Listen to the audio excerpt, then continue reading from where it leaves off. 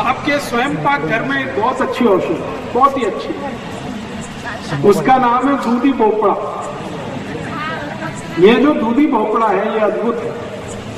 इसकी भाजी आप खाते हैं रोज, बहुत अच्छा है, तरकारी खाते हैं, बहुत अच्छा है, लेकिन अगर इसका रस पिए दूधी भोपड़े का तो आपके शरीर की 15 बीमारियों को अकेला दूधी भोपड़े का रस ठीक कर देता है।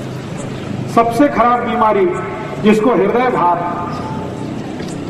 घात आप सब समझते हैं, हृदय घात, हार्ट अटैक, कार्डियक अरेस्ट जिनको भी हुए या हुआ है या होने की शक्यता है, उन सब की सबसे अच्छी औषध है दूधी भोपड़ा, दूधी भोपड़े का रस। क्या करना है, दूधी भोपड़े को काटना छोटा छोटा पीस, फिर चटनी बनाना, फिर उसको कपड़े में निचोड़ के रस निकालना, नहीं तो मिक्सर में सीधे छोटे पीस काट के रस निकल सकता है। अब ये जो दूधी भोपड़े का रस है इसमें थोड़ा कोथिमीर का रस मिला,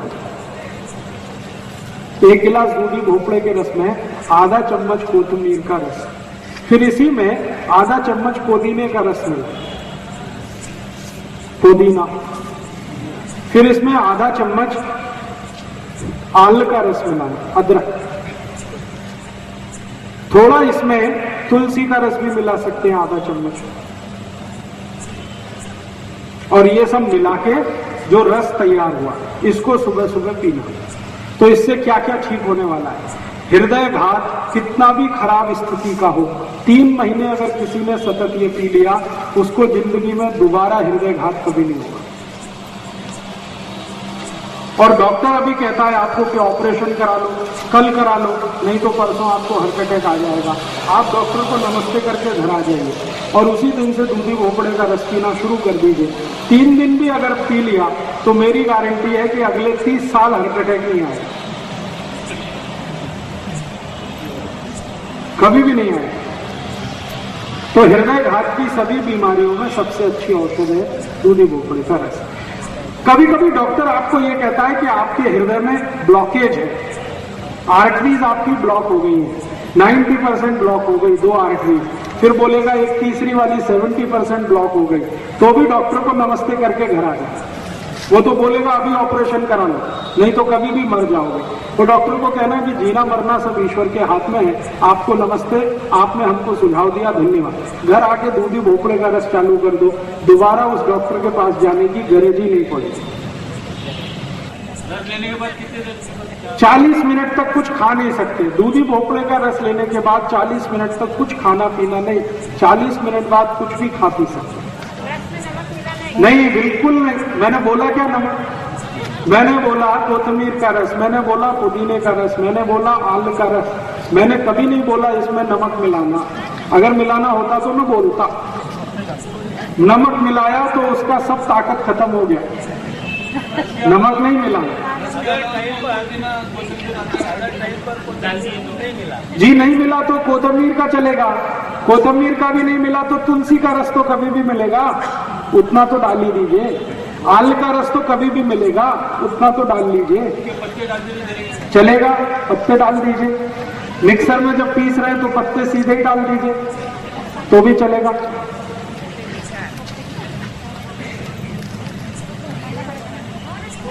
समझ में आया?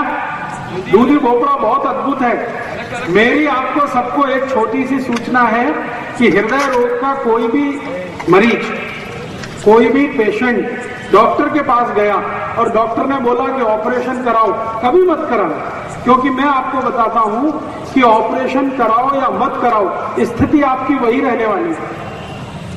ऑपरेशन होने के बाद यही है कि 2-2.5 लाख रुपए डॉक्टर आपसे ले लेगा, गारंटी कुछ नहीं देगा, वो कहेगा अगले दिन भी हार्ट अटैक आ सकता है, तो क्या फायदा ऑपरेशन कराने का। और मैं आपको बताऊं, हृदय घात का ऑपरेशन करने वाले सब डॉक्टर अपना ऑपरेशन कभी नहीं कराते, वो खुद दूधी भोपड़े का रस पीते,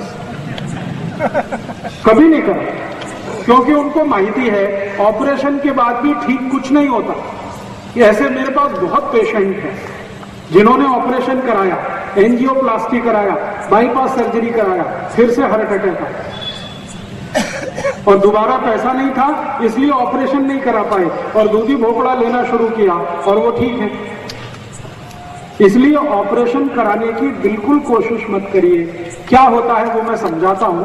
डॉक्टर करता क्या है, हृदय को रक्त देने वाली जो वाहिकाएं हैं, जिनको आर्टरीज कहते हैं हम लोग अंग्रेजी में, उनमें एक स्प्रिंग डालता है डॉक्टर। और वो स्प्रिंग वही होती है जो बॉल पेन में आपने देखी, बॉल पेन में एक स्प्रिंग देखिए, वही स्प्रिंग है, उसको अंग्रेजी में स्टंट कहते हैं। ये स्टंट 3 रुपए का बनता है, और डॉक्टर जब आपको हृदय घात के ऑपरेशन में इसको डाल देता है तो 3 लाख रुपए ले लेता है। 3 रुपए की चीज है, और आपसे 2.5-3 लाख ले लेगा और बोलेगा गारंटी कुछ नहीं, कल फिर अटैक आ सकता, तो फायदा क्या उसको डलवाने का। इसलिए कभी भी हृदय घात का ऑपरेशन कराने की कोशिश मत करिए। दूधी भोपड़े के रस से आपको कोई भी स्थिति ठीक हो जाएगी। मुफ्त की दवा है, ज्यादा खर्चा नहीं आएगा। अलग अलग प्रकार के रहते हैं। हाँ, बहुत अच्छा प्रश्न। भोपड़े कम से कम 2 प्रकार के तो मैंने देखे, एक तो गोल होता है और एक लंबा होता है। ये जो लंबा वाला है ये सबसे अच्छा है। तो लंबा वाला जो भोपड़ा है उसका रस सबसे अच्छा है। गोल वाला जो है इसको ज्यादा अच्छा नहीं मानते। बीज निकलता है, खरू निकलता है, कोई मीठा नहीं। हाँ, अगर बीज कम होगा तो सबसे अच्छा होगा, और कड़ू है तो उसको प्रयोग कम करिए। कड़ू वो तब होता है जब पक जाता है। पका हुआ दूधी भोपड़े का रस ज्यादा अच्छा नहीं माना जाता। कच्चा हो एकदम, तो उसकी पहचान कैसे करना, एक दूधी भोपड़ा हाथ में लीजिए, उसमें नाखून लगाइए, तो आसानी से नाखून अगर घुस गया तो वो बहुत अच्छा है, और नाखून घुस नहीं रहा है तो बिल्कुल बेकार है।